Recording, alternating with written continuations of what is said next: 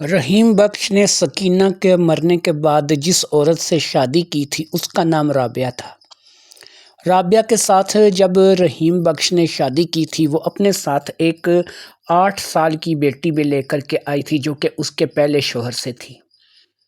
اس بیٹی کا نام آسیہ تھا۔ رابعہ کی بیٹی آسیہ بچپن ہی سے اندھی تھی اور آنکھوں سے معذور تھی۔ وہ صرف سن کر لوگوں کو پہچان سکتی تھی اور صرف آواز سن کر کے اسے اندازہ ہوتا تھا کہ اسے کون بلا رہا ہے یا اس کے ساتھ اس کا کیا رشتہ ہے۔ یہ ایک گاؤں جگہ تھی اور اس گاؤں میں ظاہری بات ہے کہ اتنی زیادہ آبادی نہیں تھی۔ لوگ دور دور مکانوں میں رہتے تھے، یہاں پر زیادہ آبادی نہیں تھی بلکہ آبادی ایسی تھی کہ نہ ہونے کے برابر تھی۔ ایک بڑا گاؤں تھا اور جہاں پہ زیادہ سے زیادہ 50 مکان تھے جو کہ رہے ہوں گے اور کافی فاصلے پر دور دور بنے ہوئے مکان تھے۔ رحیم بخش کی پہلی بیوی فوت ہونے کے بعد اس نے 2 سال کے اندر ہی شادی کر لی تھی اور رابعہ اس کی بیوی بن کر کے آ گئی تھی۔ اس وقت آسیہ صرف 8 سال کی تھی جس وقت رحیم بخش نے رابعہ کے ساتھ شادی کی تھی، لیکن رحیم بخش کچھ نیت کا اچھا انسان نہیں تھا۔ ایسا رابعہ کو تو اس نے کبھی محسوس نہیں ہونے دیا تھا، لیکن وہ اپنے اندر من ہی من میں بہت کچھ سوچ کر کے بیٹھا ہوا تھا۔ اسے رابعہ ایک بڈھی عورت لگتی تھی، حتیٰ کہ وہ رابعہ سے خود 10 سال بڑا تھا۔ رابعہ کی عمر اس وقت 34-35 سال تھی جس وقت اس نے رابعہ کے ساتھ شادی کی تھی اور وہ خود 45 سال کا تھا۔ 8 سال کی آسیہ کو دیکھ کر کے اسے رابعہ بڈھی لگتی تھی اور وہ آسیہ کو دیکھ کر کے من ہی من ٹھنڈی آہیں بھرنے لگا تھا اور اس کے من میں اب ایک ہی بات تھی کہ کسی نہ کسی طور پر رابعہ سے چھٹکارا حاصل کیا جائے اور آسیہ کو اپنا لیا جائے، لیکن یہ کام اس قدر آسان نہیں تھا۔ اس کی شیطانی سوچ تھی اور محض سوچ کو جو ہے وہ عملی جامہ پہنانا اس قدر آسان نہیں تھا۔ لہٰذا اس نے اس بات کو ذہن میں سوچ ضرور رکھا تھا، لیکن اسے سمجھ میں نہیں آتی تھی کہ وہ کیا کرے گا اور کیا نہیں کرے گا۔ لہٰذا اس نے اس بات کے لیے بھی اپنے آپ کو سوچ لیا تھا کہ آسیہ کیونکہ بچپن سے اندھی ہے اور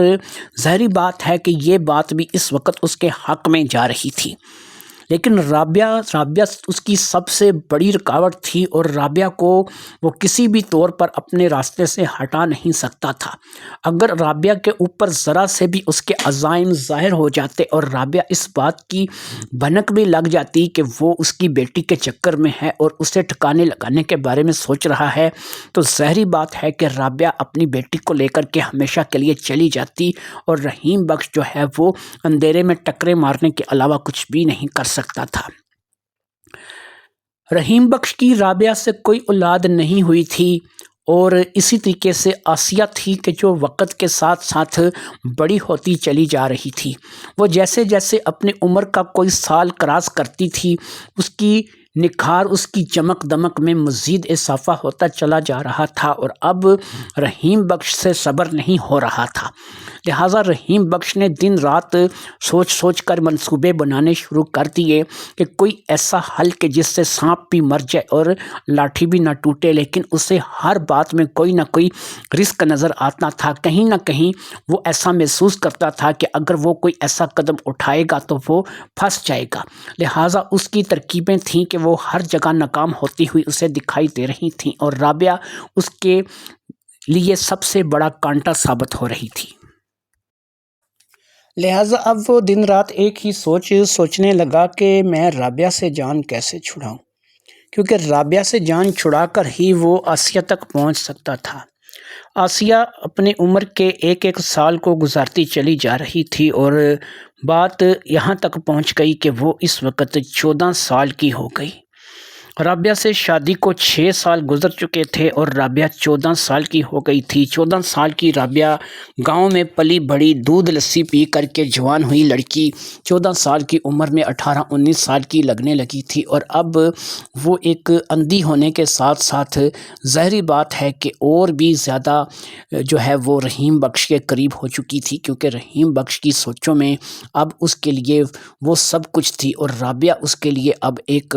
بوڑھی گھوڑی لال لگام والا حساب تھا۔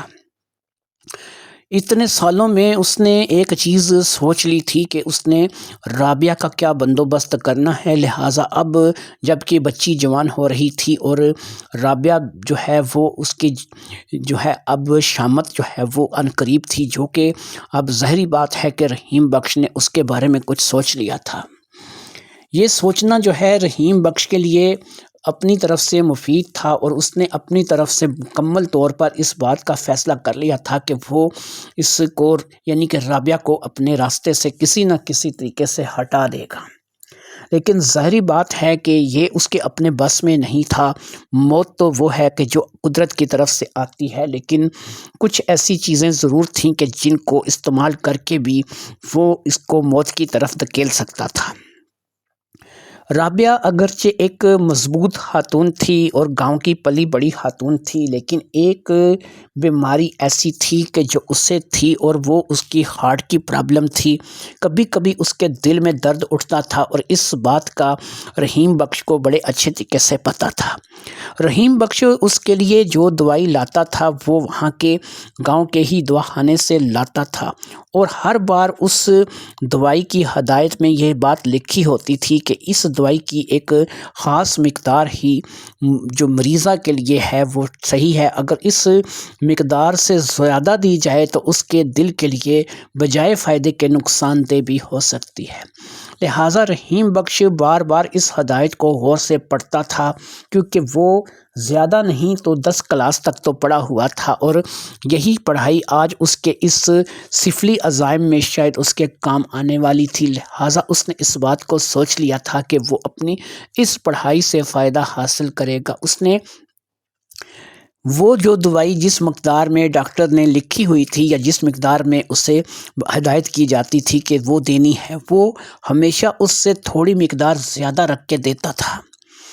وقتی طور پر تو رابعہ کو دل کے درد کا سکون ملتا تھا اور آرام آ جاتا تھا، لیکن 2 سے 3 دن کے بعد رابعہ ایک مرتبہ پھر اسی تکلیف کا شکار ہو جاتی تھی۔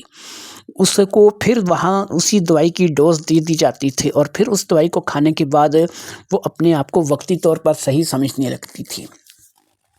اسی طریقے سے وہ کبھی کبھی اپنے آپ کو دواخانے میں جا کر کے چیک بھی کراتی تھی، اور ظاہری بات ہے کہ وہ دوائیاں بھی اپنے ساتھ لے کر کے جاتی تھی، اور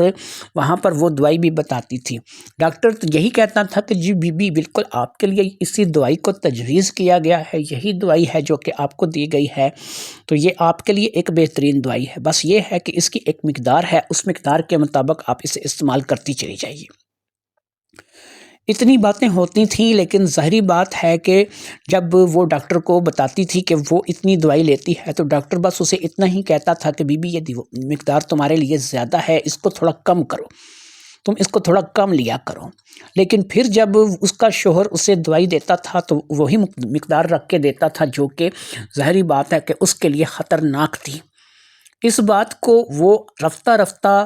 محسوس کر رہا تھا کہ جیسے جیسے اس نے اس کی مقدار دوائی کی بڑھائی ہے، ویسے ویسے اس کی تکلیف میں اب اضافہ ہوتا چلا جا رہا ہے۔ پہلے جو تکلیف اسے 15 سے 20 دن کے اندر ہوتی تھی، اب وہی تکلیف اسے ایک ہفتے میں ایک بار یا کبھی کبھی 2 بار بھی ہو جاتی ہے۔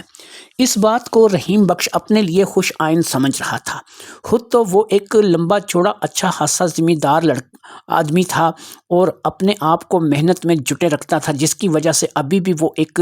نوجوانوں جیسا محسوس کرتا تھا۔ اس کے مسلز مضبوط تھے، وہ اپنے آپ کو فٹ محسوس کرتا تھا، لہٰذا وہ کسی طور پر بھی کم نہیں تھا۔ لیکن یہاں پر رابعہ بی بی تھی تو اس کی طبیعت جو تھی وہ بگڑتی چلی جا رہی تھی، اور اس کی وجہ ظاہری بات ہے کہ دوائی کا اوور استعمال تھا۔ کبھی کبھار تو ایسا بھی ہوتا تھا کہ اگر ڈاکٹر نے اس دوائی کا استعمال 2 ٹائم لکھا ہوتا تھا تو رحیم بخش رابعہ کو پچکار کر کے وہ 3 ٹائم کھلا دیتا تھا کہ چلو اس سے تمہاری صحت زیادہ بہتر رہے گی اور درد نہیں ہوگی۔ دوائی کے اس عجیب و غریب استعمال کے ساتھ رحیم بخش کو اس کے مطلوبہ نتائج ملنے شروع ہو چکے تھے، اور اب وہ اس بات کی امید لگائے بیٹھا تھا کہ ایک جرنل دورہ اور شاید رابعہ سے ہمیشہ کے لیے اس کی جان چھوٹ جائے گی۔ یہی وہ بات تھی کہ جس کو لے کر کے وہ اندر ہی اندر خوش تھا، لیکن وہ اپنی خوشی کا اظہار ظاہری بات ہے کہ رابعہ کے سامنے نہیں کرتا تھا اور وہ کر بھی نہیں سکتا تھا۔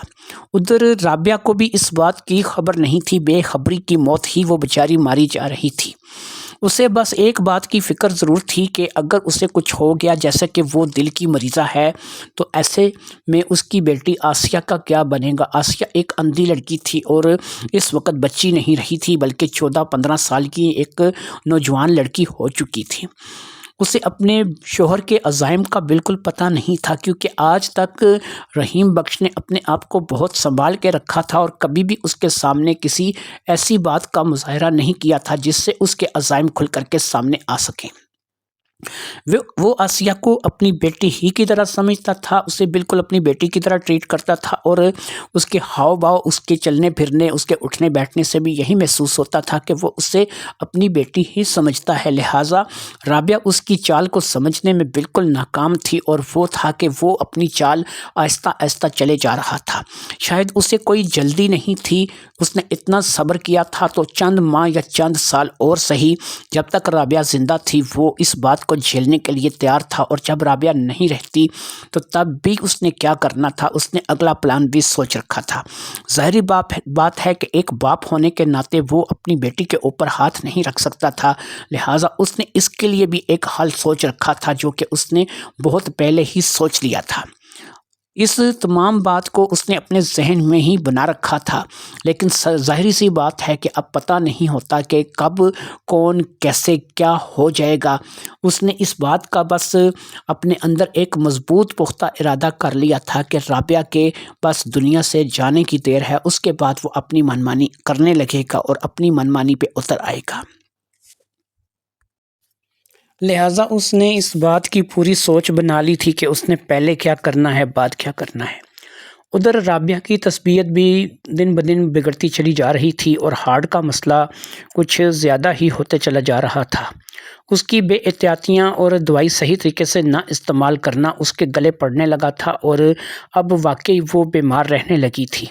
وہ بالکل بستر کی ہو کر کے رہ گئی تھی۔ اب تو ایسا تھا کہ گاؤں کا ڈاکٹر گھر آ کر کے اس سے چیک کر کے چلا جاتا تھا اور بتاتا تھا کہ تم اپنی صحت کا دھیان رکھو، پتہ نہیں تم کہاں پر ایسی کوئی چیز کر رہی ہو کہ جس کی وجہ سے تمہاری طبیعت سنبھلنے کی بجائے بگڑتی چلی جا رہی ہے۔ وہ نئی سے نئی دوائی تجویز کرتا، انجیکشن لے کے دیتا اور اسی قسم کی بہت سی چیزیں منگواتا۔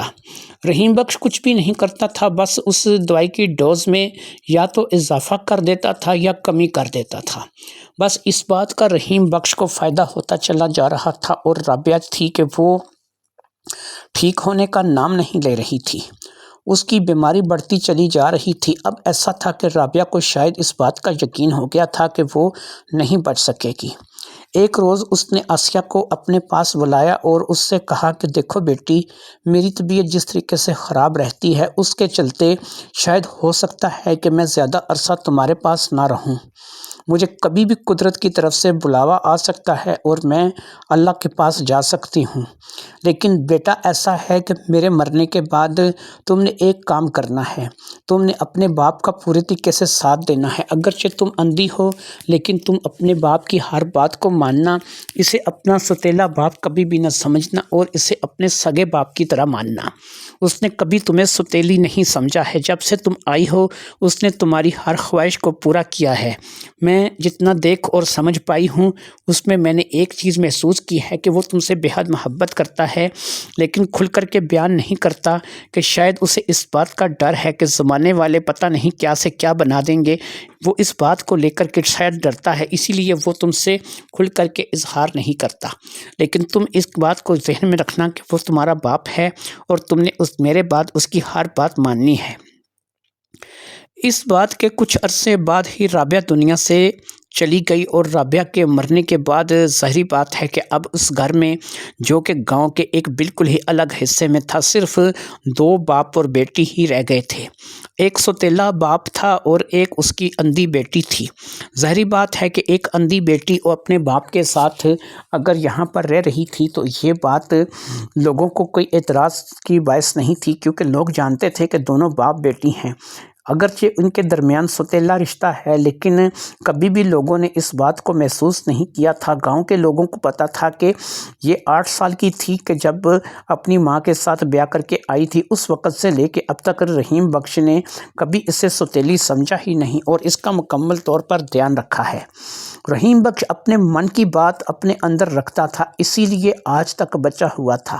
اگر یہ باتیں وہ اپنے دوستوں میں یا پھر کسی محفل میں بیٹھ کر کے کرنے لگتا تو ظاہری بات ہے کہ لوگ اس کے اندر کی سوچ کو سمجھ جاتے، اور نہ صرف کہ سمجھ جاتے، وہ اس بات کو بھی سمجھ لیتے کہ یہ ایک شریف آدمی کے روپ میں شیطان ہے جو کہ ان کے بیچ میں گھس کر کے بیٹھ گیا ہے۔ یہ وہ باتیں تھیں کہ جو لوگوں کے سامنے ظاہری بات ہے وہ نہیں کرتا تھا اور اپنا بھرم رکھے ہوئے تھا، لہٰذا اسی لیے لوگ اسے دیوتا سمان سمجھتے تھے، اسے فرشتہ مانتے تھے اور اس کی عزت کرتے تھے۔ اب وہ اپنی بیٹی کے ساتھ ظاہری بات ہے کہ ایک گھر میں اکیلا رہ گیا تھا اور بیٹی بھی سوتیلی بیٹی تھی۔ اب اس کے اندر کے ارمان پورے طور پر جاگ چکے تھے، لیکن ظاہری بات ہے کہ وہ اب کوئی ایسا قدم نہیں اٹھا سکتا تھا کہ اس کی بنی بنائی عزت ہاتھ میں مل جائے، لہٰذا اس نے وہ کرنے کا فیصلہ کیا کہ جس کا وہ فیصلہ پہلے سے کر چکا تھا۔ لہٰذا اب اس نے ایک کام وہ کیا۔ اس کا ایک دوست تھا جو کہ کبھی اس گاؤں میں رہا کرتا تھا اور پھر وہ اس گاؤں کی زندگی سے اکتا کر کے شہر چلا گیا تھا۔ اس کا ایک بیٹا تھا جو کہ ذہنی مریض تھا، اور وہ ذہنی طور پر ایک ایسا لڑکا تھا جو کہ پاگل پن کے دورے پڑتے تھے اور پاگل لڑکا تھا۔ دوست تو مر چکا تھا، اور اس کے بعد اس کا بیٹا تھا جو کہ اپنی ماں کے پاس رہ گیا تھا، اور اس کے لیے کوئی بھی لڑکی جو ہے جب بھی اس کی ماں دیکھتی تھی تو کوئی بھی اس کے ساتھ شادی کرنے کے لیے رضامندی کا اظہار نہیں کرتی تھی۔ اس کی ماں ایک اول درجے کی لالچی عورت تھی، اور اسے بھی پتا تھا کہ اس لڑکے کے ساتھ کوئی شادی نہیں کرے گا، لیکن وہ کیا کرتی، وہ اپنی فطرت سے بھی مجبور تھی۔ جب بھی کوئی اس لڑکے کے دیکھنے کے لیے آ بھی جاتا اور کوئی شادی کرنے کے لیے تیار ہو بھی جاتا تو اس کی ماں کی لالچ کی جیب باہر نکل آتی تھی، اور اس لالچ کے چلتے بھی رشتے ٹوٹ جاتے تھے۔ لہٰذا اب اس عورت کے ساتھ رحیم بخش نے رابطہ کر لیا تھا، اور اس عورت جس کا نام خالدہ بی بی تھا، اس سے باقاعدہ طور پر رحیم بخش نے یہ بات کہی تھی کہ میں تمہیں 1,00,000 روپے دوں گا، اور اس کے بدلے میں تمہیں اپنی بیٹی کا رشتہ بھی دوں گا، لیکن تمہیں جو کام میں کہوں گا تمہیں وہ کام کرنا ہوگا، اور تمہیں صرف اتنا ہی کردار ادا کرنا ہوگا جتنا میں تمہیں کہوں گا۔ ایسے میں خالدہ نے اس سے پوچھا تھا کہ تمہیں مجھ سے کیا کروانا ہے جس کے لیے تم مجھے 1,00,000 روپے دے رہے ہو، اور میرے اس کالے کلوٹے پاگل لڑکے کو اپنی بیٹی بھی دے رہے ہو؟ یہاں پر رحیم بخش نے کہا کہ تم آم کھاؤ گٹلیاں مت گنو، میں تمہیں جو چیز سمجھاؤں گا وہ سمجھ لینا، اور اگر تمہیں سمجھ میں آئے تو پھر اس کے مطابق سے تم چلنا۔ اس نے کہا چلو ٹھیک ہے جیسا تم کہو گے، لیکن 1,00,000 روپے کی رقم جو ہے تمہیں مجھے ایڈوانس دینی ہوگی، اور وہ بھی شادی سے پہلے دینی ہوگی۔ خالدہ کو اس نے اس بات کے لیے رضامند کر لیا، اور پھر جب اس نے خالدہ کے کان میں اپنا منصوبہ بتایا تو وہ ہکا بکا رحیم بخش کو دیکھتی رہ گئی۔ رحیم بخش جیسے آدمی سے اسے اس بات کی توقع نہیں تھی، لہٰذا اس نے حامی بھر لی، کیونکہ اسے صرف 1,00,000 روپے کا لالچ تھا۔ وہ نہیں جانتی تھی کہ رحیم بخش کس گاؤں کا رہنے والا ہے، صرف اس کے شوہر کو پتا تھا۔ اسے صرف اتنا پتا تھا کہ میرا شوہر بھی کسی گاؤں کا رہنے والا تھا اور گاؤں سے آیا تھا، لیکن اس نے کبھی گاؤں کی زندگی کو لے کر کے اپنی بیوی خالدہ کے ساتھ کوئی ایسی بات نہیں کی تھی کہ جس سے وہ اس کے گاؤں کو سمجھ سکے یا اس کے گاؤں کی طرف جا سکے۔ ویسے بھی خالدہ کو گاؤں وغیرہ سے کوئی دلچسپی نہیں تھی، لیکن کبھی کبھار جب رحیم بخش ان کے گھر آتا تھا تو اس کے بارے میں بھی اسے پتہ چلتا تھا کہ یہ بھی اسی گاؤں کا رہنے والا ہے۔ رحیم بخش کی خالدہ بڑی عزت کرتی تھی، کیونکہ رحیم بخش جب بھی گھر آتا تھا دل کھول کے پیسے خرچ کرتا تھا، اور خالدہ جو ہے وہ من ہی من میں اسے اپنے شوہر سے زیادہ اہمیت دینے لگی تھی۔ کبھی کبھار تو ایسا ہوتا تھا کہ جب کبھی اس کا شوہر خالدہ کا شوہر گھر پہ نہیں ہوتا تھا اور رحیم بخش آ جاتا تھا تو وہ بتاتی تھی کہ وہ تو کپڑے کے سلسلے میں کپڑا خریدنے کے لیے دوسرے شہر کے ہیں، لیکن تم فکر مت کرو، تم آ گئے ہو تو میرے پاس رکو رہو، اور جب تک جی چاہے یہاں پر رہو، موج کرو، تمہیں کسی چیز کی کمی نہیں ہونے دوں گی۔ اس رات وہ خاص طور پر بن سنور کر تیار ہوتی تھی، اور اس کا شوہر اگرچہ کسی دور دراز شہر میں یا علاقے میں کپڑا وغیرہ خریدنے کے لیے گیا ہوتا تھا، لیکن یہاں پر اس کے کپڑے ظاہری بات ہے کہ رحیم بخش کے ہاتھ میں ہوتے تھے اور رحیم بخش اس رات اس سے بھرپور فائدہ حاصل کرتا تھا۔ اس کے لیے وہ اسے 5-10 ہزار روپے دے بھی دیتا تھا اور وہ لالچی عورت 5-10 ہزار روپے لے کر کے خوش ہو جاتی تھی۔ اب جب کہ 1 لاکھ روپے کے بدلے میں رحیم بخش نے اسے ایک نئی اسکیم سمجھائی تھی اور اس کے مطابق سے کام کرنے کے لیے کہا تھا، تو 1 لاکھ خالدہ کے لیے بہت بڑی رقم تھی اور وہ جانتی تھی کہ اس 1 لاکھ روپے میں وہ بہت کچھ کر سکتی ہے۔ لہٰذا اس نے اپنے پاگل کالے کلوٹے بیٹے کے لیے ظاہری بات ہے کہ آسیہ کا رشتہ کرنے کا فیصلہ کر لیا تھا۔ جو بات اسے رحیم بخش نے سمجھائی تھی بالکل اسی کے مطابق سے وہ چلنا چاہتی تھی اور اس نے وہی کرنا تھا۔ چال باز باپ کی چال بازیاں کھل کر کے سامنے آ رہی تھیں۔ اسے اس چیز سے کوئی سروکار نہیں تھا کہ وہ کیا ہوگا یا کیا نہیں ہوگا، بس اسے اتنا پتا تھا کہ اس نے تھوڑی سی ایکٹنگ کرنی ہے اور پھر سب کچھ جو ہے وہ رحیم بخش کی مرضی کے مطابق ہو جائے گا۔ لہٰذا تقریباً 2 ہفتے گزر جانے کے بعد پلان کے مطابق رحیم بخش اپنی بیٹی آسیہ کو یہ سمجھا کر کے کہ بیٹی میں نے تمہاری شادی کرنے کا فیصلہ کر لیا ہے، اور کیونکہ تم اندھی ہو اس کے باوجود بھی شہر میں میری ایک بہن بنی ہوئی ہے جس کا نام خالدہ ہے، اس نے اپنے بیٹے کی شادی تم سے کرنے کا فیصلہ کر لیا ہے۔ اب خالدہ کے ساتھ جو ہے وہ خالدہ کے بیٹے کے ساتھ تمہاری شادی ہو جائے گی اور تم جو ہے وہ وہیں پر رہو گی اور اس کے بعد جو ہے وہ تم وہیں پر اپنی زندگی کا آغاز کرو گی۔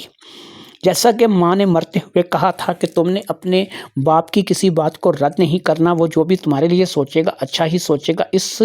بات کے چلتے آسیہ نے اس بات کے لیے کوئی اعتراض نہیں کیا تھا، بلکہ وہ اس بات کو اچھا ہی سمجھی تھی کہ وہ ایک اندھی لڑکی ہے اور ایسے میں اس کا سوتیلا باپ اس کی شادی کروانے جا رہا ہے۔ وہ خالدہ کے گھر پہنچ گئے تھے اور خالدہ نے وہاں پر باقاعدہ سے ایک ایسا انتظام کر رکھا تھا جو کہ باقاعدہ شادی جیسا لگتا تھا، لیکن وہ شادی تھی نہیں۔ اس کام کے لیے اس نے کرائے پہ ایک آدمی لا رکھا تھا جس نے صرف نکاح پڑھانے کا ایک ڈرامہ تھا جو کہ رچا تھا، اور نکاح پڑھانے کے ڈرامے کے بعد اس نے باقاعدہ سے یہ شادی جو ہے وہ کروا دی تھی، اور باقاعدہ سے جو ہے آسیہ نے اس بات میں اپنا حجاب اور قبول دے دیا تھا اور اس نے اس شادی کے لیے اپنی آمادگی کا اظہار کر دیا تھا۔ اب وہاں سے اس گھر سے دوسرے گھر تک جو کہ اسی شہر کے اندر ہی تھا اور باقاعدہ اس کا انتظام خالدہ نے کر رکھا تھا، اس گھر تک اس لڑکی کو لے کر کے آئے، جس میں بتایا گیا کہ لڑکے کے 2 گھر ہیں، ایک گھر میں نکاح ہوا ہے اور دوسرے گھر میں رخصتی کر کے لڑکی کو لے کر کے آیا گیا ہے۔ لہٰذا دوسرے گھر میں جب وہ لڑکی کے ساتھ آ گیا، وہاں سے خالدہ کو اور اس پاگل لڑکے کو وہاں سے رخصت کر دیا گیا، اور اب دلہن بنی ایک کمرے میں سحری پر بیٹھی آسیہ آنے والے وقت میں اپنے دلہے کی آمد کا انتظار کر رہی تھی، لیکن اسے پتہ نہیں تھا کہ اس کا دلہا کون ہے اور کون جو اس کے دلہے کے روپ میں آئے گا۔ رحیم بخش میں ایک عادت تھی جو کہ رحیم بخش کو اس وقت بڑی نفع دینے والی تھی، اور ایک ایسی چیز تھی رحیم بخش کے اندر جو کہ ایک ایسا ٹیلنٹ تھا کہ جو رحیم بخش نے بہت ہی زیادہ اپنے اندر اپنا رکھا تھا۔ اس ٹیلنٹ کے بارے میں اگرچہ رابعہ کو علم تھا اور اس سے پہلے مرنے والی کو بھی علم تھا، لیکن اس ٹیلنٹ کے بارے میں آسیہ کو کوئی خبر نہیں تھی، اور نہ ہی آسیہ کے سامنے زندگی میں رحیم بخش نے ایسی کوئی بات کی تھی اور نہ ہی ایسی کوئی اداکاری کر کے اس نے دکھائی تھی۔ گاؤں میں ایک ہی سینما تھا، وہاں پر اکثر فلمیں لگتی تھیں اور زیادہ تر پنجابی فلمیں لگا کرتی تھیں، کیونکہ رحیم بخش کی اپنی زبان بھی پنجابی تھی، اس لیے وہ پنجابی فلمیں وہاں پر جا کر کے دیکھا کرتا تھا اور اسے بچپن ہی سے فلمیں دیکھنے کا شوق تھا۔ فلمیں دیکھنے کے بعد وہ گھر آ کر کے مختلف اداکاروں کی آواز کی نقل اتارا کرتا تھا، کبھی ساون، کبھی مظہر شاہ، کبھی سلطان رہی، کبھی مصطفیٰ قریشی۔ یہ اس کا ایک ٹیلنٹ تھا جو کہ وہ بڑے اچھے طریقے سے نبھاتا تھا۔ گاؤں کے پرانے لوگ اس کے اس ٹیلنٹ سے واقف تھے، لیکن رفتہ رفتہ اس نے اپنے اس ٹیلنٹ کو بھی لوگوں کی نظروں سے چھپا لیا تھا۔ اب وہ خود اکیلے میں ہی کبھی کبھار اپنے ساتھ ہی ایسی کچھ بات کر لیا کرتا تھا اور آئینے کے سامنے کھڑے ہو کر کے ایسی پریکٹس کر لیا کرتا تھا۔ آج اس کا یہی ٹیلنٹ اس کے کام آنے والا تھا۔ خالدہ اس گھر سے رخصت ہو چکی تھی اور وہ پاگل لڑکا بھی اس گھر سے رخصت ہو چکا تھا۔ یہ گھر کرائے کا مکان تھا جسے باقاعدہ خالدہ نے اپنے کسی تعلق والے سے لیا تھا اور اس کا کرایہ وغیرہ بھی ادا ہو چکا تھا۔ مکان مالک یہاں نہیں رہتا تھا، وہ بہت دور رہتا تھا اور اس نے کبھی کبھار آ کر کے صرف کرایہ ہی لینا تھا، بس مہینے بعد آ کر کے کرائے کا تقاضا کرنے والا مالک مکان تھا، باقی اپنے کام سے کام رکھنے والا مالک مکان تھا۔ یہ مکان بھی ایک ایسی جگہ پہ لیا گیا تھا جو کہ نئی آبادی کہلاتی تھی اور یہاں پر مکان بھی زیادہ تر دور دور تھے اور ان میں آپس میں بے حد فاصلہ تھا، لہٰذا یہ مکان جو تھا یہ باقی کافی مکانوں سے ہٹ کے بنا ہوا تھا۔ اس مکان کے بعد تقریباً کافی ساری جگہ چھوڑ کر کے ایک مکان تھا جس مکان تک جانے میں تقریباً 5 منٹ پیدل لگ جاتے تھے، اور پھر دوسرا مکان جو کہ اس مکان کی الٹی سمت میں تھا اس پہ بھی جانے میں 5 منٹ کا ٹائم لگ جاتا تھا۔ نئی آبادی کا یہی فائدہ تھا کہ مکان دور دور بنے ہوئے تھے اور زیادہ تر لوگ جو تھے وہ مکان بنا کر کے چھوڑ کر کے چلے گئے تھے اور انہوں نے ان مکانوں کو آباد نہیں کیا تھا۔ اسی بات کا یہاں پر رحیم بخش کو فائدہ تھا۔ رحیم بخش نے باقاعدہ اپنے آپ کو ایک اچھا نیا سفید رنگ کے کپڑوں میں ملبوس کیا، اس نے اپنے آپ کو بنا سوار کر کے تیار کر لیا تھا۔ وہ ہر روز ہر طرف سے اپنی اس رات کو منانے کے لیے تیار تھا، جو رات ظاہری بات ہے کہ اس کی سہاگ رات تھی اور اس نے نکاح کیا تھا، باقاعدہ اس کا نکاح ہوا تھا اور اس نکاح میں صرف ڈمی کے طور پر اس لڑکے کو استعمال کیا گیا تھا جو کہ خالدہ کا بیٹا تھا۔ باقاعدہ اس خالدہ کے بیٹے کو صرف ڈمی کے طور پر تھوڑی دیر کے لیے دکھاوے کے لیے بٹھایا گیا تھا، باقی تو وہ جو نقلی نکاح کرانے والا قاری تھا، جو بھی نقلی نکاح کرانے والا شخص تھا، اس نے جو نکاح پڑھایا تھا وہ رحیم بخش اور آسیہ کا ہی نکاح پڑھایا تھا، اور رحیم بخش آسیہ کے ساتھ نکاح کر کے رخصتی کر کے اس گھر میں آ گیا تھا جس کا انتظام پہلے ہی خالدہ نے کر رکھا تھا۔ اس گھر میں صرف ایک ہی کمرے میں سامان تھا، باقی دوسرا کمرہ بالکل خالی پڑا تھا، اور جہاں آج آسیہ کی سہاگ رات تھی جو کہ ہونے والی تھی، اور اس کی سہاگ رات ظاہری بات ہے کہ اس کے نئے شوہر رحیم بخش کے ساتھ تھی، اور رحیم بخش کے ساتھ اس کے جو رشتہ تھے ظاہری بات ہے کہ وہ رشتہ آسیہ کو تو پتہ تھا اور رحیم بخش کو بھی اس رشتے کا پتہ تھا، لیکن اس نئے رشتے کا آسیہ کو پتہ نہیں تھا اور نہ آسیہ اس نئے رشتے کی خبر رکھتی تھی۔ آسیہ بیچاری اس تمام معاملات سے بے خبر مسہری پر بیٹھی اپنے آنے والے وقت اور اپنے دلہے کا انتظار کر رہی تھی۔ اسے اس بات کی خوشی تھی کہ چلو اس کے سوتیلے باپ نے ہی صحیح لیکن اس کی شادی کروا کر کے اس کے فرض سے سبکدوشی حاصل کر لی ہے، لیکن وہ اس بات سے واقف نہیں تھی کہ اس کا سوتیلا باپ کیا سوچ کر کے بیٹھا ہوا ہے۔ خیر، کمرے کا دروازہ کھلا، اس نے آہٹ سے محسوس کر لیا کہ کمرے میں کوئی داخل ہوا ہے۔ پھر کوئی قدم تھے جو کہ اس کے چارپائی کی طرف بڑھ رہے تھے اور وہ اپنے ہی آپ میں سمٹتی چلی جا رہی تھی۔ ایک اندھی لڑکی تھی، لیکن پتہ نہیں اسے ایسا کیوں محسوس ہو رہا تھا کہ اس قدموں کی چاپ کو وہ پہچانتی ہے۔ یہ قدم جو ہیں وہ کچھ ایسے قدم ہیں کہ جس کے بارے میں اسے علم ہے، وہ پہلے سے ان قدموں کو، اس آہٹ کو پہچانتی ہے۔ ایک لمحے کے 1000ویں حصے میں اس کے ذہن میں آیا بابا، لیکن پھر اس نے اپنے آپ کو جھٹک دیا۔ اس نے کہا یہ کیسے ہو سکتا ہے، بابا تو نہیں ہو سکتا، ظاہری بات ہے وہی لڑکا ہے جس کے ساتھ میری شادی ہوئی ہے، جو مجھ سے نکاح کر کے آیا ہے اور آج اس گھر میں وہ میرے ساتھ ظاہری بات ہے کہ اپنی زندگی کی شروعات کرنے والا ہے۔ آسیہ بچی نہیں رہی تھی اور جب تک اب اس کی شادی ہوئی تھی، یہ اس کی شادی کی عمر تھی، وہ 18 کی ہو چکی تھی، لہٰذا شادی کے مطابق تو اس کی عمر درست تھی۔ وہ 18 کی ہو چکی تھی اور ٹھیک 18 کی عمر میں ہی اس کی شادی کروائی گئی تھی، جو کہ قانونی طور پر صحیح بھی تھی، لیکن اس کی شادی کس کے ساتھ ہوئی تھی یا پھر اس کے ساتھ کیا ہوا تھا، یہ باتیں وہ تھیں کہ جس سے وہ بالکل بے خبر تھی۔ ہر آنے والا بالکل قریب آ گیا تھا اور پھر وہ چارپائی پر بیٹھ گیا تھا۔ یہ کوئی پلنگ یا بیڈ نہیں تھا بلکہ ایک چارپائی تھی جو کہ لوہے کی چارپائی تھی، اس کے اوپر بھی سلیقے سے بستر لگا ہوا تھا اور یہی آج اس کی مسہری تھی، یہی آج اس کی سہاگ رات کا کمرہ تھا اور یہیں پر آج اس کی سہاگ رات ہونی تھی۔ لہٰذا وہ دھڑکتے دل کے ساتھ آنے والے کا انتظار کر رہی تھی اور آنے والا آ کر کے چارپائی پر بیٹھ چکا تھا۔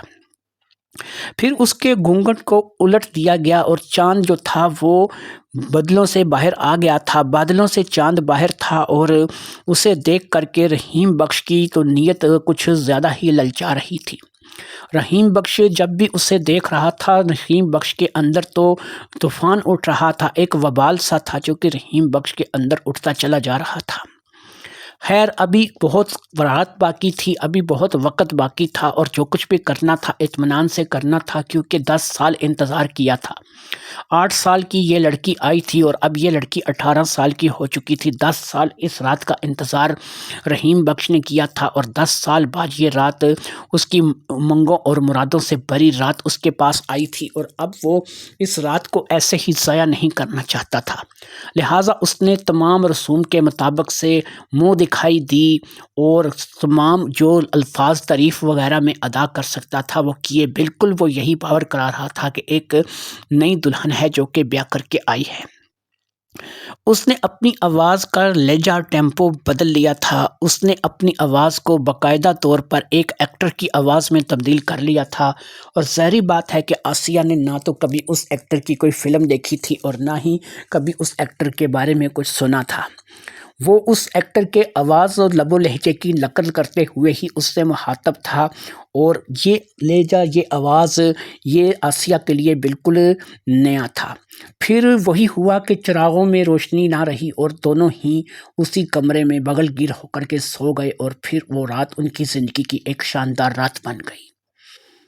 اب تو ہر روز ایسا ہی سسٹم چل نکلا اور ہر روز یہی کچھ ہونے لگا، لیکن ساتھ ہی ساتھ اب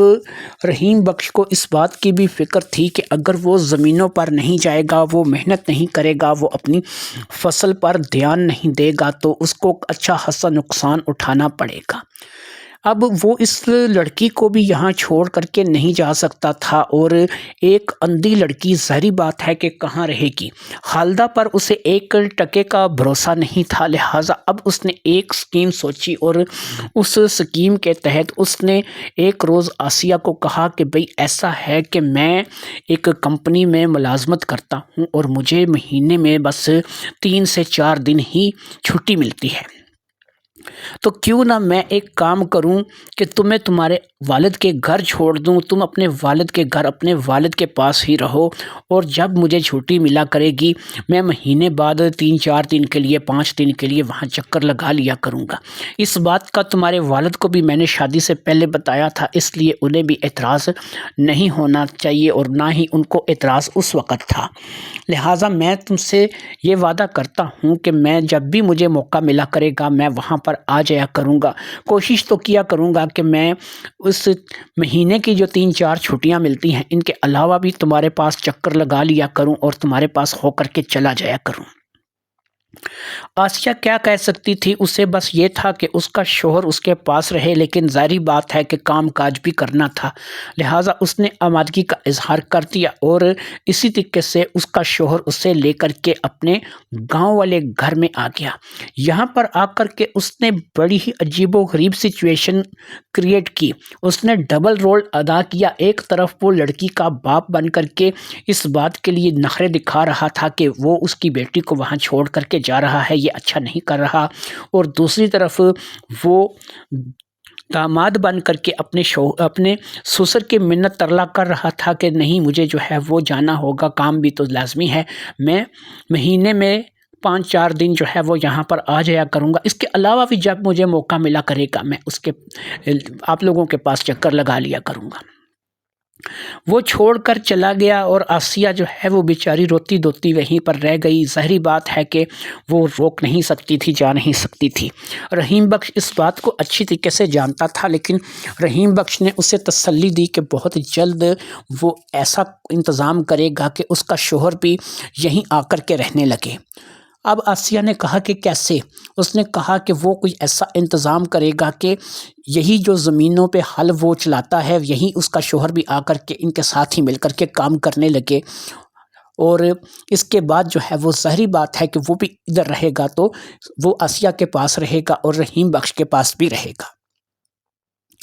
اب ایسا ہونے لگا کہ رحیم بخش کے اپنے ارمانوں پر اوس پڑنے لگی۔ ہفتے میں ایک آدھ بار ہی رحیم بخش جو ہے وہ اپنے آپ کو شہر سے آیا ہوا دلہا ظاہر کرتا، اور ظاہری بات ہے کہ اس وقت وہ باہر نکل جاتا، یعنی کہ باپ باہر نکل جاتا اور شوہر کی انٹری ہو جاتی، اور شوہر جو ہے وہ اپنی بیوی کے ساتھ وقت گزار کر کے وہ رات گزار کر کے چلا جاتا۔ پھر مہینے میں واقعی 3-4 دن ایسے تھے کہ جب وہ رحیم بخش جو ہے وہ باقاعدہ جو ہے وہ اپنا ہی داماد بن کر کے آ جاتا اور آسیہ کے ساتھ وقت گزارتا۔ آسیہ اندھی تھی، اس لیے اسے اس بات کا پتہ نہیں چلتا تھا کہ گھر میں ایک لوگ ہے یا 2 لوگ ہیں،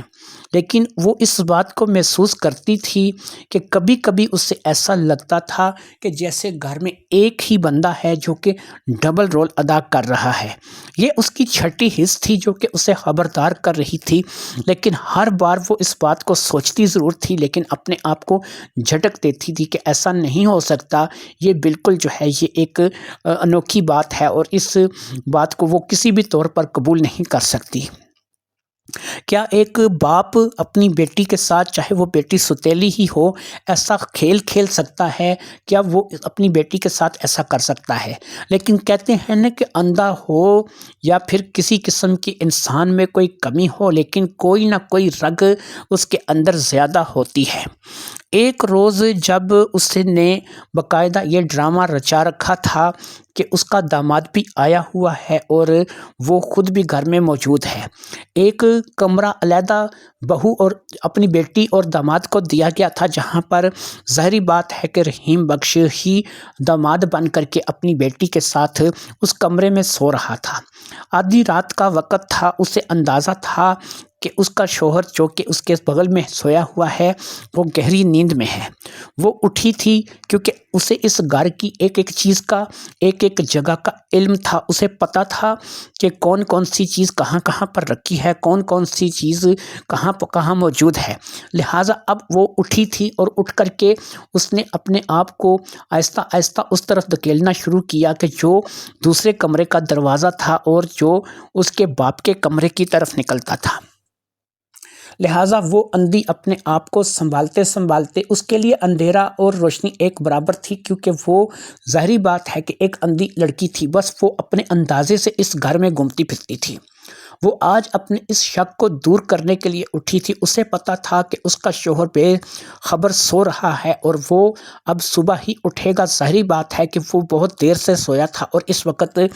گہری نیند میں تھا۔ وہ اٹھ کر کے اپنے باپ کے کمرے میں آ گئی تھی، تو سیدھا اپنے باپ کی چارپائی پر گئی۔ وہاں پہنچ کر کے اس نے اپنے باپ کے بستر کو دیکھا جو کہ خالی تھا، اس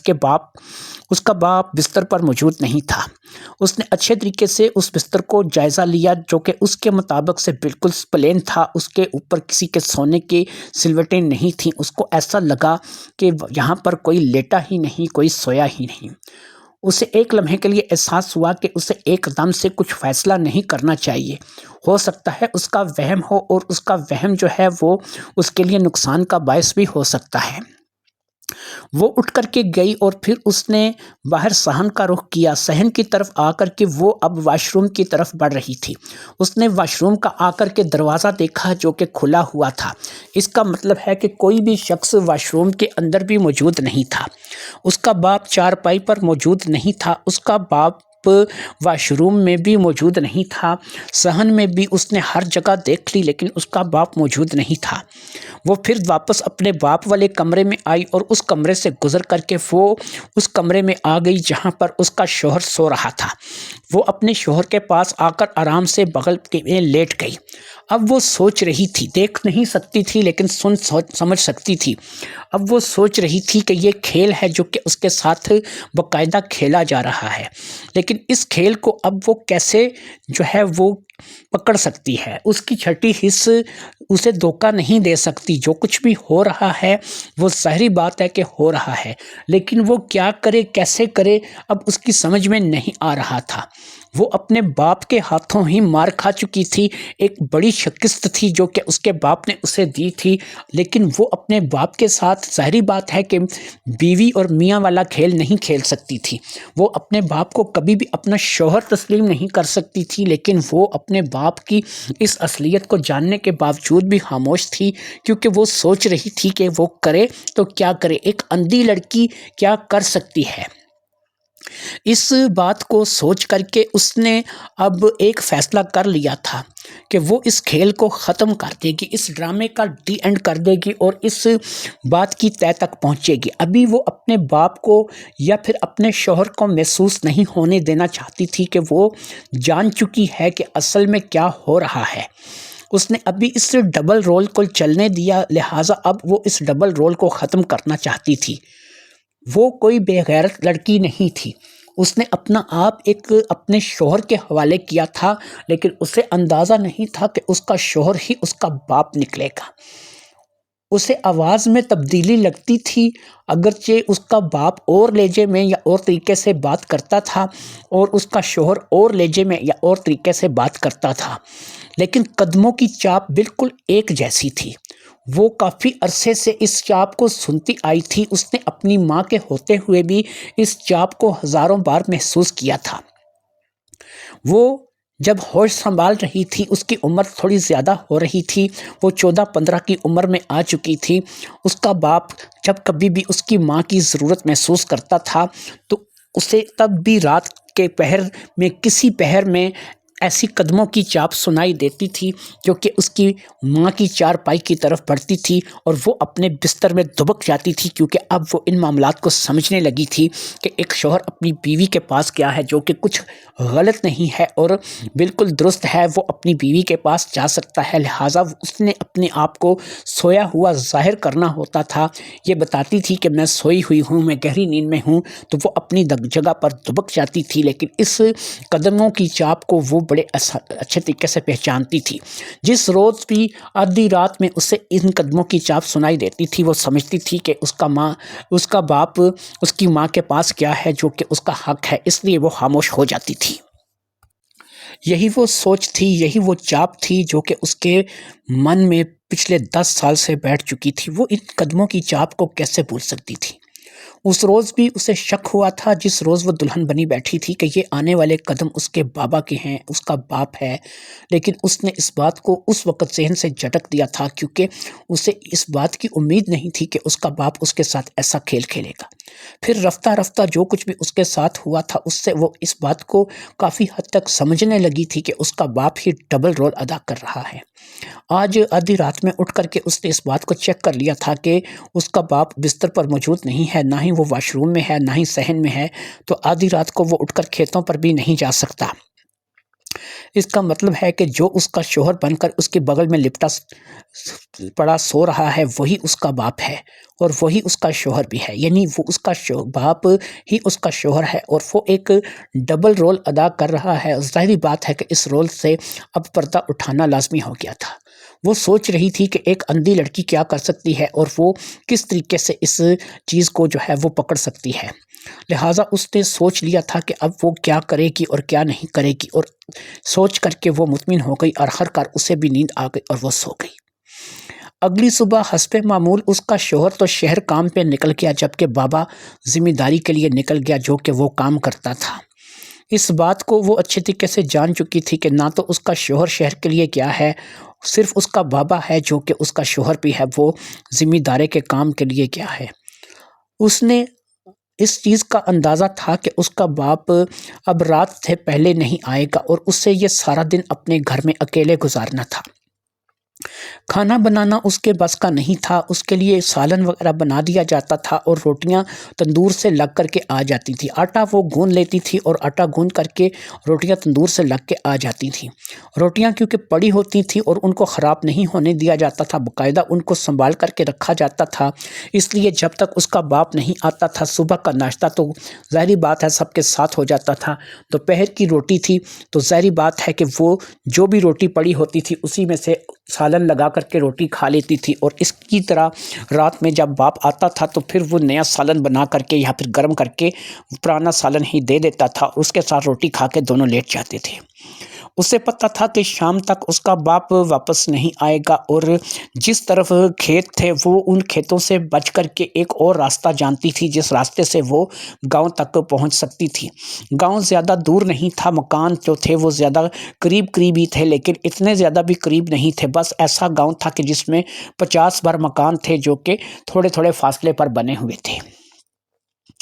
وہ وہاں سے نکل آئی تھی، وہ اپنے گھر سے نکل آئی تھی۔ اس نے اپنے گھر کو ایسے ہی چھوڑ دیا تھا، کوئی بھی تو چیز نہیں تھی کہ جو اس کے گھر میں چرانے لائق ہو۔ ویسے بھی وہ ایک اندھی لڑکی سارا دن اپنے گھر میں گزارتی تھی، تو کوئی بھی وہاں پہ چوری کرنے کے لیے نہیں آتا تھا، اس کا گھر ایسے ہی پڑا رہتا تھا۔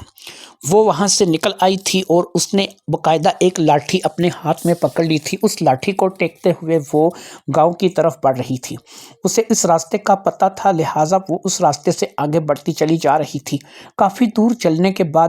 اسے ایک جانی پہچانی سی آواز سنائی دی۔ یہ منظور حسین تھا جس نے اسے پکارا تھا، جسے وہ چاچا منظور کہہ کر کے مخاطب کرتی تھی اور اسے اچھی طریقے سے جانتی تھی۔ منظور حسین نے اسے کہا کہ آسیہ تو یہاں کیا کر رہی ہے؟ تجھے تو گھر ہونا چاہیے تھا۔ اس نے کہا چاچا میں تیرے ہی گھر جا رہی تھی، مجھے اپنے گھر لے چل۔ منظور حسین اس وقت سائیکل پہ بیٹھا وہاں سے گزر رہا تھا کہ اس کی نظر آسیہ پہ پڑی تھی۔ اس نے آسیہ کو بھی اپنے ساتھ سائیکل پر بیٹھنے کے لیے کہا اور پھر اسے لے کر کے وہ گاؤں کے اندر اپنے گھر آ گیا۔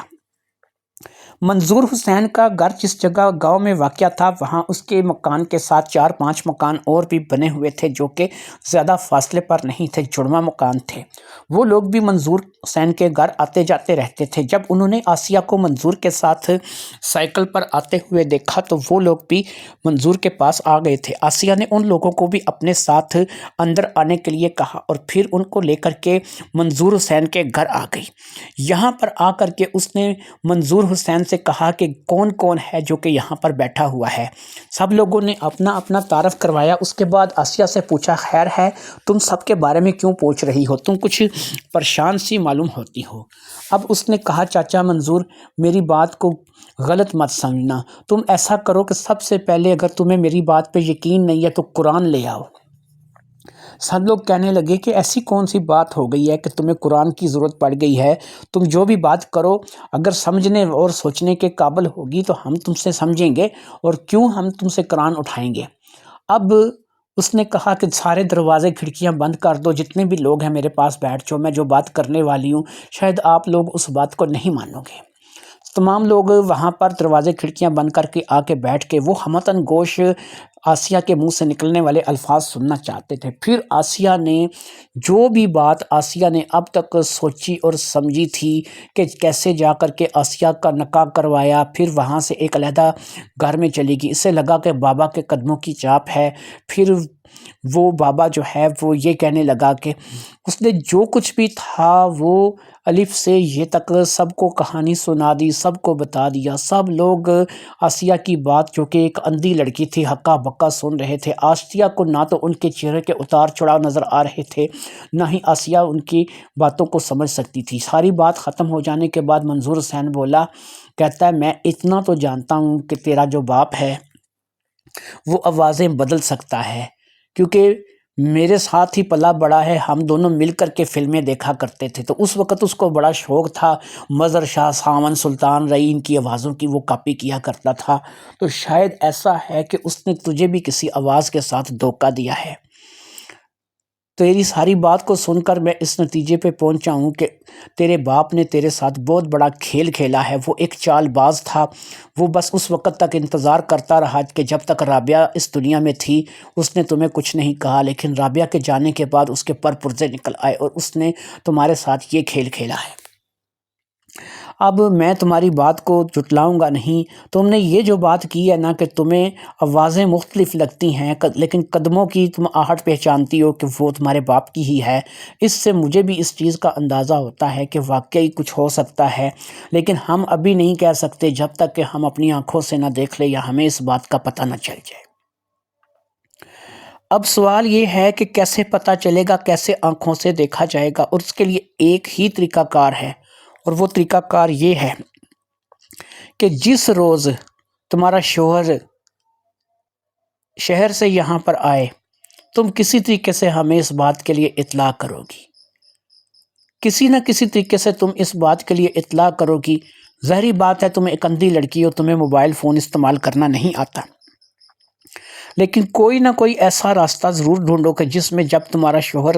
آئے تو تم ہمیں اطلاع کرو گی۔ آسیہ نے کہا یہ مشکل نہیں ہے، وہ مہینے کی جن طریقوں میں یہاں پر آتا ہے ان طریقوں کے بارے میں بتا دیتی ہوں۔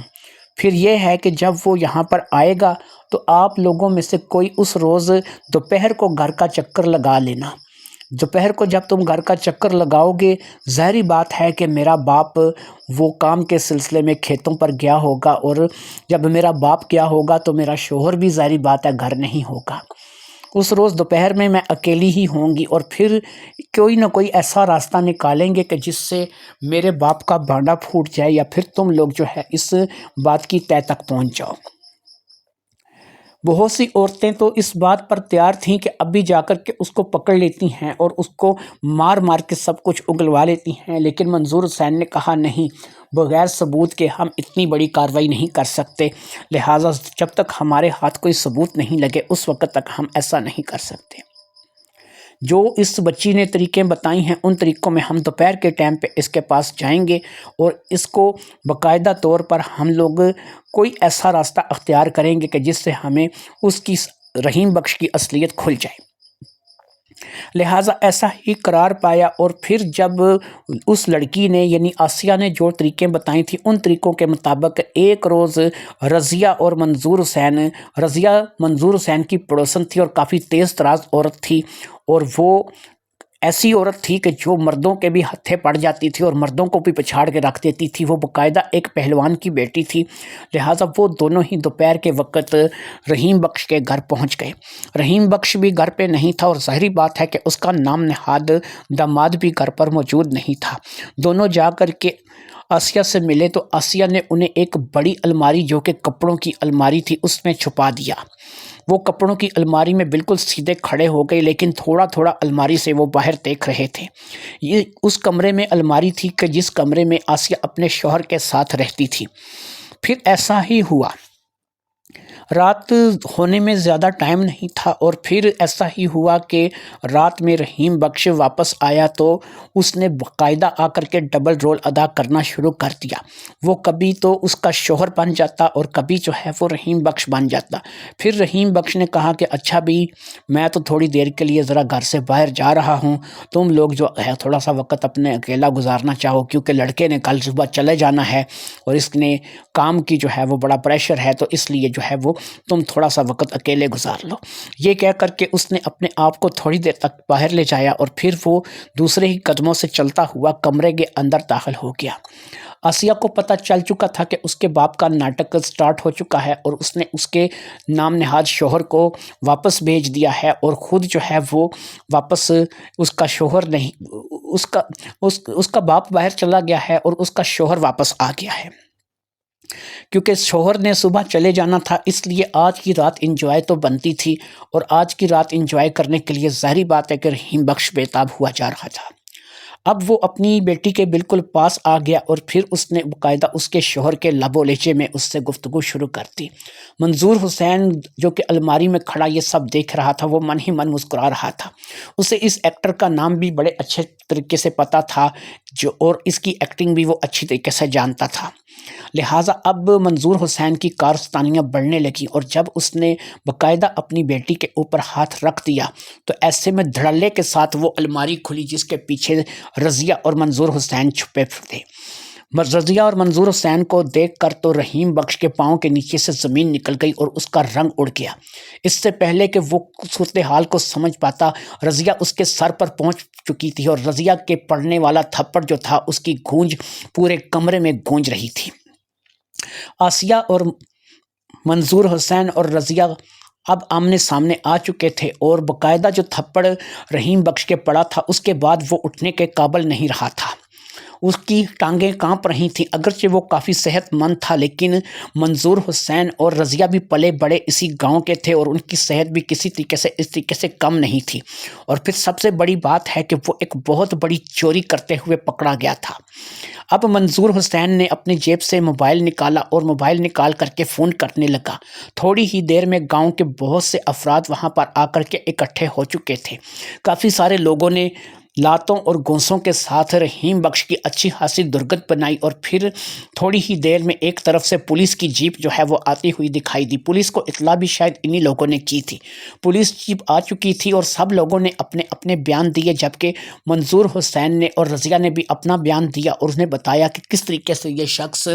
ڈبل رول ادا کر رہا ہے اور اس لڑکی کو بیوقوف بنا رہا ہے، اس کے اندھے پن کا وہ فائدہ اٹھا رہا ہے، اور جو کچھ اس لڑکی کے ساتھ ہو رہا تھا وہ سب کچھ ان لوگوں نے بتا دیا۔ یہاں پر پولیس نے آسیہ کا بیان لیا، جو کہ آسیہ نے بتا دیا، اور آسیہ نے باقاعدہ سے کہا کہ شہر میں ایک خاتون ہے جس کی دیکھ ریکھ میں یہ سب کچھ ہوا ہے، یہ نقلی نکاح بھی اسی کی دیکھ ریکھ میں ہوا ہے۔ اس کا نام مجھے صرف پتہ ہے، اس کا نام خالدہ ہے اور وہ کسی منور کلونی نامی محلے میں رہتی ہے۔ لہٰذا پولیس نے اس کے بارے میں بھی چھان بین کرنے کا وعدہ کیا اور اس کے باپ یعنی رحیم بخش کو بھی لاتوں اور ٹھڈوں سے گھسیٹتے ہوئے انہوں نے گاڑی میں ڈال لیا۔ رحیم بخش کو پولیس لے کر کے چلی گئی تھی اور بیان دینے کے لیے اب منظور حسین، رضیہ اور آسیہ کو بھی پیچھے جانا تھا۔ یہ لوگ بھی تھانے پہنچ گئے تھے۔ پھر ان لوگوں کے بیان ہوئے اور اس کے بعد باقاعدہ جو ہے وہ رحیم بخش کے اوپر ایک مقدمہ، ایک پرچہ کاٹ دیا گیا اور اس سے اب ایک سزا تھی جو کہ لمبی ہونی تھی، اور ایس ایچ او کہہ رہا تھا کہ یہ کم سے کم 7 سے 10 سال کے لیے جیل جائے گا، کم سے کم اس کو 10 سال کی سزا ہوگی۔ ادھر اگلے ہی دن S H O Bashir Ahmed نے ایک ٹیم منور کلونی کے لیے روانہ کر دی، اور جو باقی کا پتہ تھا وہ خالدہ کا، ظاہری بات ہے کہ انہوں نے اچھے طریقے سے معلوم کر لیا تھا، اور معلوم کس سے کیا تھا؟ رحیم بخش سے ہی کیا تھا، کیونکہ جب انہوں نے رحیم بخش کی تھوڑی سی تواضع کی تھی تو اس نے خالدہ کے بارے میں سب کچھ بتا دیا گیا تھا۔ اگلے ہی روز دوپہر تک خالدہ بی بی کو بھی پکڑ کر کے وہ لوگ تھانے لے آئے اور باقاعدہ اسے بھی لیڈیز پولیس کے حوالے کر دیا۔ تھوڑی سی چترول اس کی بھی ہوئی اور وہ بھی سب کچھ بکنے پر تیار ہو گئی۔ اس نے بتا دیا کہ رحیم بخش نے اپنی ہی بیٹی کے ساتھ جھوٹے نکاح کا ڈرامہ کیا تھا، یہ نکاح بھی نہیں ہے، صرف ایسا ہے کہ نکاح کا ڈرامہ کیا گیا ہے، کیونکہ نکاح پڑھانے والا کوئی مستند کاری نہیں تھا، نہ ہی وہ کسی جگہ کوئی رجسٹرڈ تھا، لہٰذا اس کو صرف چند پیسے دے کر کے اس ڈرامے میں شامل کیا گیا تھا۔ پھر ساری رازیں کھل کر کے سامنے آنے لگیں اور اس نے بتایا کہ اس نے 1 لاکھ روپے کے عوض صرف اس ڈرامے میں حصہ لیا تھا۔